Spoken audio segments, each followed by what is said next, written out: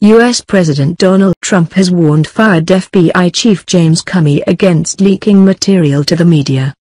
He tweeted that Mr. Comey had better hope there are no tapes of our conversations, suggesting such tapes, if they existed, might contradict him.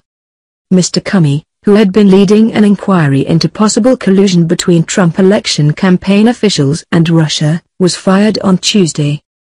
Mr. Trump has insisted Mr. Comey told him that he was not under investigation. Once over dinner and twice over the phone, Mr. Comey had told him he was not a target of the inquiry, the U.S. president said. His comments raised accusations among opponents that he was interfering in the investigation. Mr. Trump also said this week that he alone was responsible for the decision to sack Mr. Comey, calling him a showboat and grandstander. But this explanation appeared to undermine earlier comments from administration officials that Mr. Comey had been fired on the recommendation of Attorney General Jeff Sessions and his deputy Rod Rosenstein. The first line of Mr. Trump's letter sacking Mr. Comey refers to a memo written by Mr. Rosenstein and says, "I have accepted their recommendation." But he later told NBC he was going to fire him regardless of the recommendation. Donald Trump was reportedly unhappy with how his press team handled fallout from Tuesday's decision to fire Mr. Comey, so he's taken things into his own hands. Boy, has he. First he gave an interview that essentially undercut all the arguments White House officials, from Vice President Mike Pence on down, had made to paint the Comey sacking as an operation conducted through normal channels. Now he has taken to Twitter in earnest, spraying a barrage of allegations, accusations and aggressions against Democrats, the media and Mr. Comey himself. In sports terms, the strategy could be described as flooding the zone, launching a ferocious, full-out assault to overwhelm an opponent's defenses. In this case, Mr. Trump has the media scrambling to decide which story merits the most coverage. Is it the details of the Comey-Trump dinner and the president's hints of secret tapes? His threat to cancel press briefings? The Oval Office visit by a Russian entourage? Perhaps, as Mr. Trump suggests, the real news is the tentative trade agreement between the US and China on beef and poultry products. When everything is a big story, nothing is. At least, that's what Mr. Trump may hope. A New York Times report said that, during a one-on-one dinner in late January, Mr. Trump had asked Mr. Comey for a pledge of loyalty but it was not forthcoming. Apparently angered by criticism of the different accounts of the sacking, Mr. Trump used another of his tweets on Friday to say, "As a very active president with lots of things happening, it is not possible for my surrogates to stand at podium with perfect accuracy." He added, "Maybe the best thing to do would be to cancel all future press briefings and hand out written responses for the sake of accuracy." It was unclear whether Mr. Trump's reference to tapes suggested there might be secret recordings of conversations that could be used to challenge any statements by Mr. Comey, or whether it was simply a way of warding him off from commenting. But the reference has done nothing to silence the echoes of the Watergate affair that have resounded around the Russian interference inquiry. In 1973, President Richard Nixon sacked Archibald Cox, the Watergate special prosecutor who was seeking access to tapes of presidential conversations that ultimately led to Mr. Nixon's resignation. Mr. Trump has dismissed the FBI investigation as a charade and has said Democrats are using fake news about collusion with the Russians as an excuse for losing the election. In another tweet on Friday, Mr. Trump said, "When former Director of National Intelligence, James Clapper himself, and virtually everyone else with knowledge of the witch hunt, says there is no collusion, when does it end?" However, Mr. Comey's successor, Acting FBI Director Andrew McCabe, said on Thursday that it remained a highly significant investigation. In testimony to the Senate Intelligence Committee, he also cast doubt on White House claims that Mr. Comey had lost the confidence of his staff. "I can confidently tell you that the vast majority of employees enjoyed a deep and positive connection to Director Comey," Mr. McCabe said. Separately on Friday, Mr. Trump's lawyers said a review of the past 10 years of his tax returns showed no income of any type from Russian sources. Although there was income from a beauty pageant and the sale of a property, there was no equity investment by Russians and no money owed by Russians to Mr. Trump, a letter said. The U.S. president on Friday acknowledged that Russia was on his mind when he made the decision to sack James Comey, who had been heading a probe into suspected Russian influence in the 2016 election.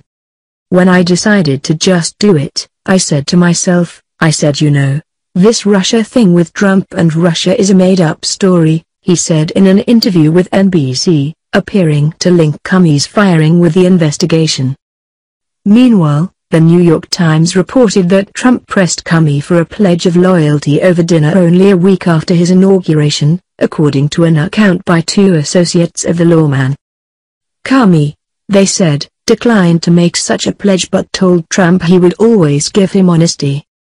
The Times said White House spokeswoman Sarah Huckabee Sanders disputed the account, saying Trump would never even suggest the expectation of personal loyalty, only loyalty to our country and its great people. The Times said it was not clear whether the dinner was the same one that Trump described in the NBC interview in which the president acknowledged asking Comey whether he was the subject of a counterintelligence probe. I actually asked him, yes. I said, if it's possible would you let me know, am I under investigation? He said, you are not under investigation, Trump recounted, repeating an assertion made when the White House announced Comey's firing Tuesday. All I can tell you is, well, I know that I'm not under investigation. Me. Personally. I'm not talking about campaigns. I'm not talking about anything else. I'm not under investigation.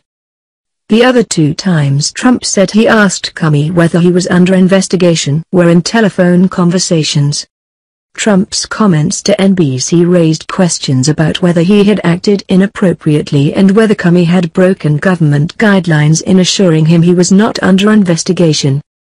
U.S. presidents are normally at pains to avoid any suggestion of interference or even commenting on ongoing investigations. The FBI typically does not confirm their existence. Noted legal scholar Lawrence Tribe told AFP that if Comey did indeed answer Trump's question, it would violate Department of Justice rules and would be unthinkably unethical and unprofessional in this situation.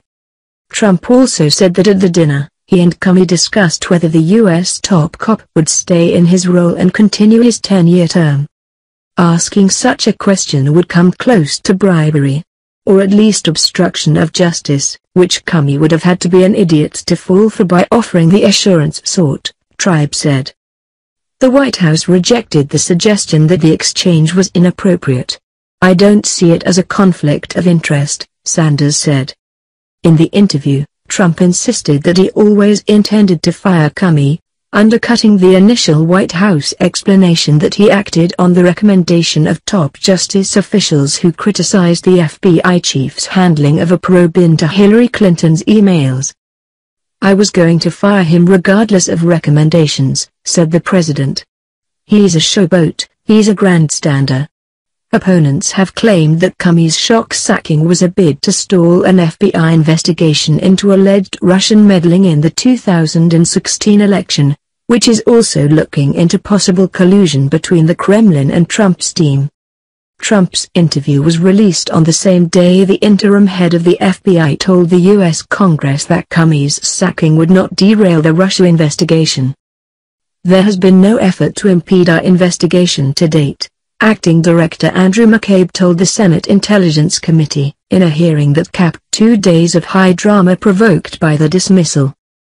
You cannot stop the men and women of the FBI from doing the right thing, he said. All of the agents involved in the investigation are still in their positions. While Trump said the outgoing FBI director had left the agency in turmoil, McCabe rejected any suggestion that Comey had lost the support of the rank and file.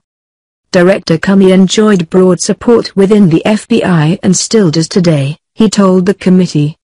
Echoing a widely held view in opposition ranks, the senior Democrat on the Senate committee, John Warner, called the timing of Comey's dismissal especially troubling. He was leading an active counterintelligence investigation into any links between the Trump campaign and the Russian government or its representatives, and whether there was any coordination between the campaign and Russia's efforts to interfere in our election. For many people, including myself, it is hard to avoid the conclusion that the president's decision to remove Director Comey was related to this investigation. McCabe gave no information on the status of the FBI probe, which dates back to July last year when the agency became aware of alleged Russian hacking of Democratic Party computers and communications.